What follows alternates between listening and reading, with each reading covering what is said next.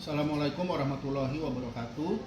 Saya Dr. Indra Pahala sebagai dosen pengampu mata kuliah akuntansi perpajakan. Pada kali ini kita akan menyimak presentasi yang disampaikan oleh mahasiswa saya dari kelas S1 Akuntansi B angkatan 2022.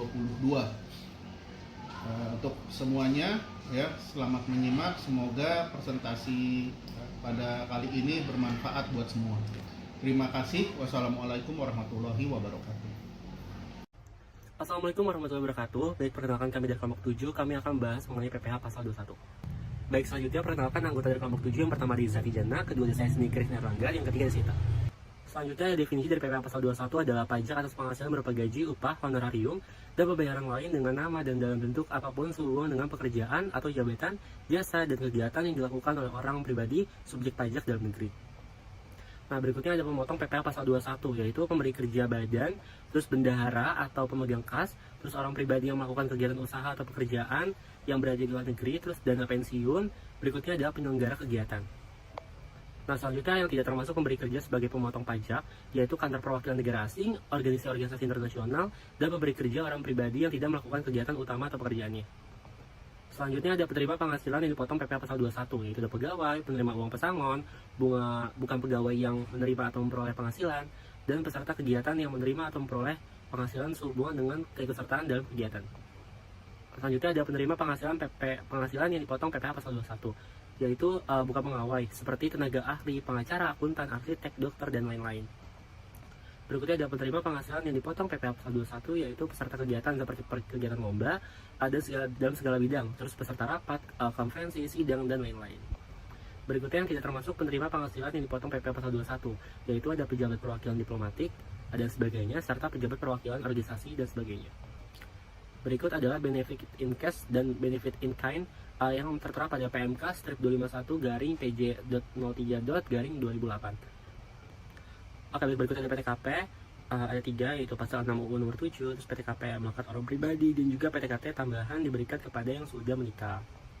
Selanjutnya ada PTKP untuk karyawati kawin, terus dalam hal karyawati tidak. Nah, berikut adalah dasar pengenaan PTKP-nya. Jadi untuk PTKP untuk orang pribadi itu sebesar 54 juta, terus untuk kawin 4.500.000 dan tanggungan 4.500.000 juga per orang. Ini berlaku kelipatan.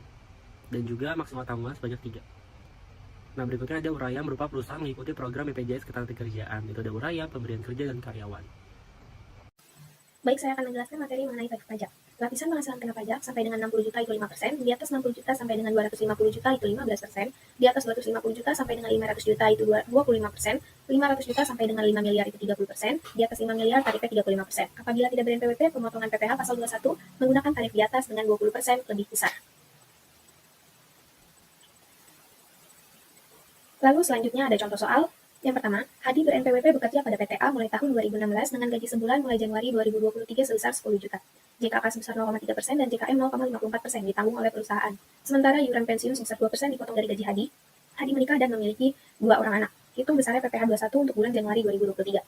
Gajinya 10 juta, lalu JKK dan JKM-nya masing-masing 0,3% dan 0,54% dipotong dari gaji menjadi 30.000 dan 54.000, maka penghasilan brutonya 10.084.000. Biaya jabatannya itu 500.000, iuran pensiunnya 200.000, penghasilan netonya menjadi 9.384.000. Disetahunkan dikali 12 yaitu menjadi 112.608.000.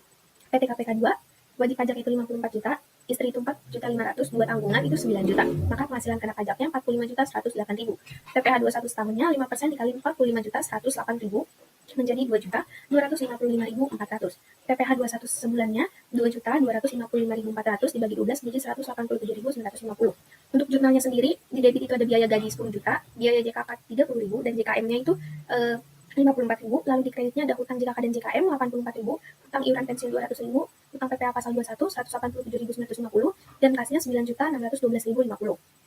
Lalu di debitnya ada hutang PPh pasal 21 itu 187.950, di kreditnya ada kas 187.950. Di debitnya lalu ada hutang JKK dan JKM 84.000, di kreditnya ada kas 84.000.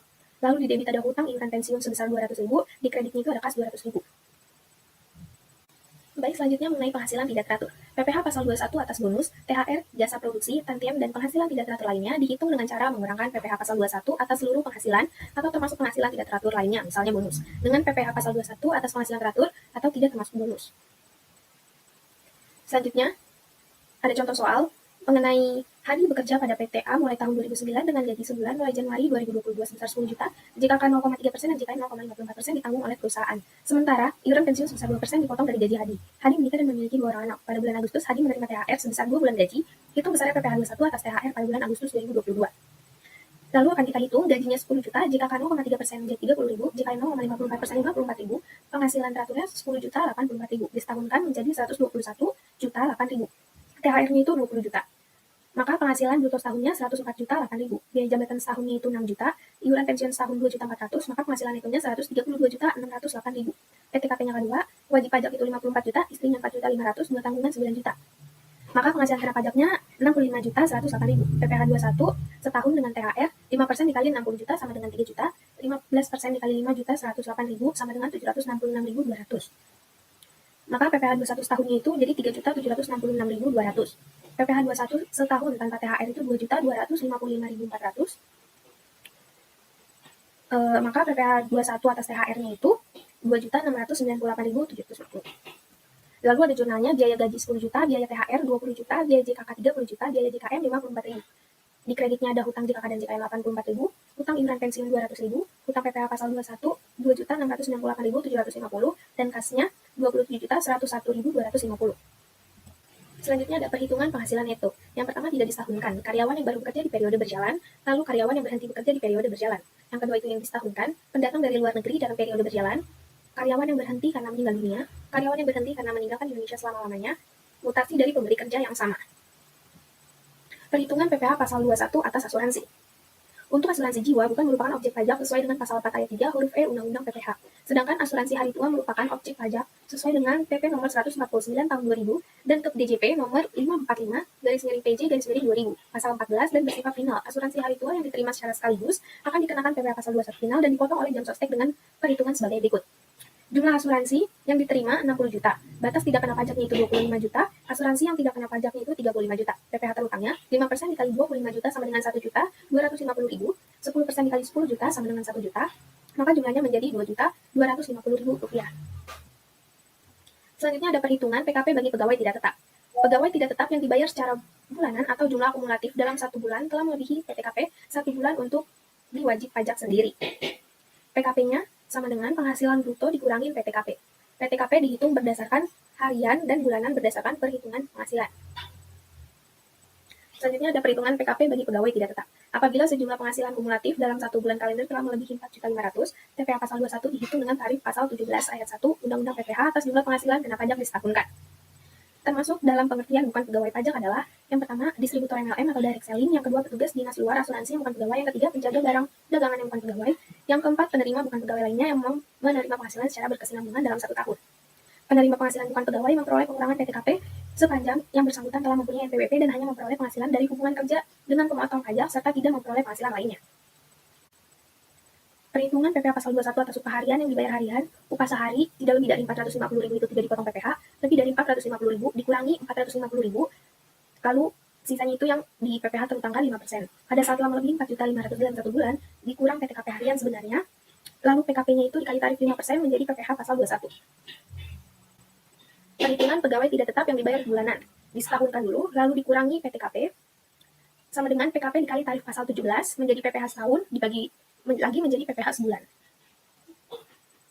Lalu contoh soalnya, PT Jujur memberikan Tuan X wajib pajak status TK 0, upah sebesar 500.000 per hari selama 13 hari atas pekerjaan mengecat ruangan. Upah seharinya 500.000, batasan TKP-nya 450.000, penghasilan kena pajaknya itu 50.000, PPh terutangnya 5% dikali 50.000 sama dengan 2.500. Pemotongan PPh tersebut dilakukan sampai dengan hari ke-9. Pada hari ke-10 dihitung PPh pasal 21 sebagai berikut. Penghasilan selama 10 hari itu 5 juta dari 500 dikali 10.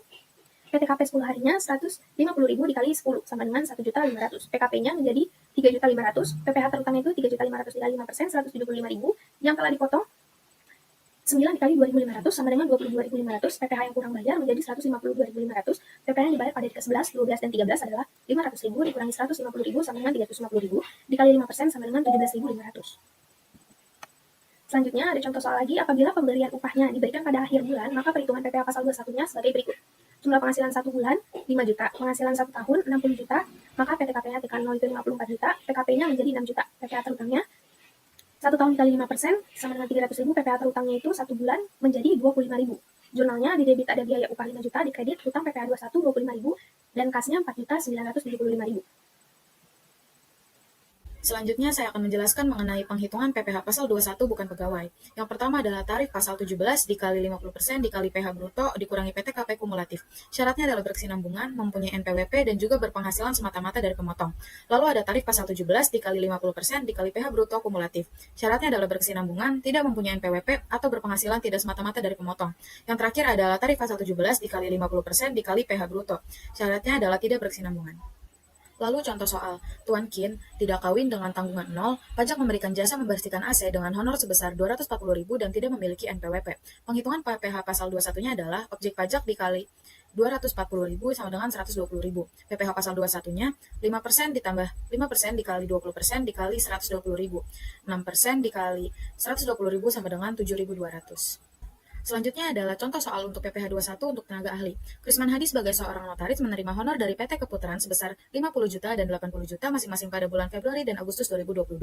Honorarium bulan Februari 50 juta dikali 50% sama dengan 25 juta dan PPh pasal 21-nya adalah dikali 5% sama dengan 1.250.000. Lalu untuk bulan Agustus 50% dikali 80 juta sama dengan 40 juta.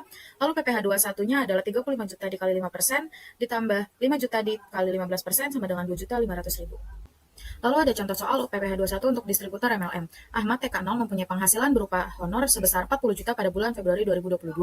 PPh pasal 21-nya adalah 20 juta dikurangi 4.500.000 adalah PKP-nya yaitu sebesar 15.500.000 dan dikali 5% sehingga pasal 21-nya adalah 775.000. Apabila pada bulan September 2022 sebesar 84 juta, maka 42 juta dikurangi 4.500.000 sehingga PKP-nya adalah 37.500.000 dan dikali 5% yaitu totalnya adalah 1.875.000.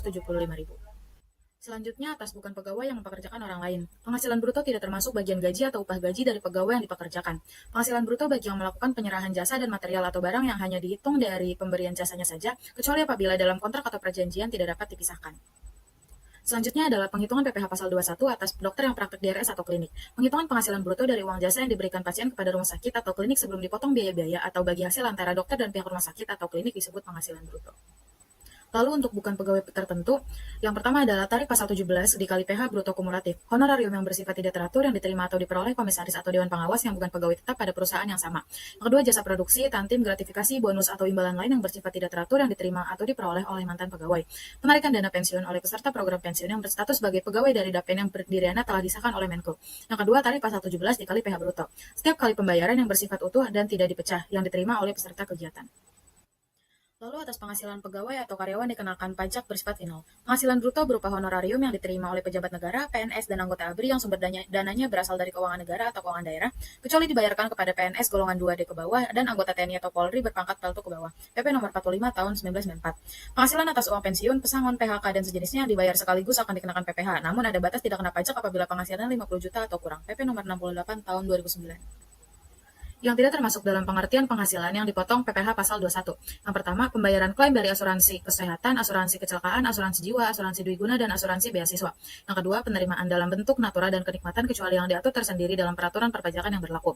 3. Iuran pensiun yang dibayarkan kepada dana pensiun yang pendiriannya telah disahkan oleh Menteri Keuangan serta iuran tabungan hari tua atau tunjangan hari tua atau jaminan hari tua kepada badan penyelenggara jam sostek yang dibayar oleh pemberi kerja.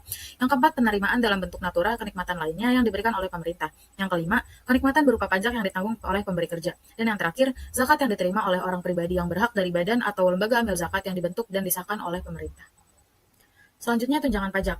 Lapisan 1 1/12 dikali 5% dikali PKP per 95%. Lapisan 2 1/12 dikali 15% dikali PKP per 85% kurang 5 juta. Lapisan 3 1/12 dikali 25% kali PKP per 75% dikurangi 30 juta. Lapisan 4 1/12 dikali 30% kali PKP per 70% dikurangi 55 juta. Lalu uang pesangon. Uang pesangon adalah penghasilan yang dibayarkan oleh pemberi kerja termasuk pengelola dana pesangon tenaga kerja kepada pegawai dengan nama dan dalam bentuk apapun. Sehubungan dengan berakhirnya masa kerja atau terjadi pemutusan hubungan kerja termasuk uang penghargaan masa kerja dan uang penggantian hak. Tarif pajak penghasilan pasal 21 atas penghasilan berupa uang pesangon ditentukan sebagai berikut. 0% atas penghasilan bruto sampai 50 juta, 5% di atas 50 juta sampai 100 juta, 15% 100 juta sampai 500 juta, 25% 500 juta ke atas. Kalau ada contoh soal uang pesangon, Kak Robert mendapatkan pesangon sebesar 600 juta. Maka PH 21-nya adalah 0% dikali 50 juta, 5% dikali 50 juta, 15% dikali 400 juta, 25% dikali 100 juta, totalnya adalah 87.500.000. Jurnalnya adalah pada debit biaya pesangon sebesar 600 juta, utang PPh 21 dikredit sebesar 87.500 dan di kas dikredit sebesar 512.500.000. Sekian video pembelajaran mengenai akuntansi perpajakan PPh pasal 21 dari tim kami. Semoga apa yang kami sampaikan bermanfaat. Thanks for your attention. Wassalamualaikum warahmatullahi wabarakatuh.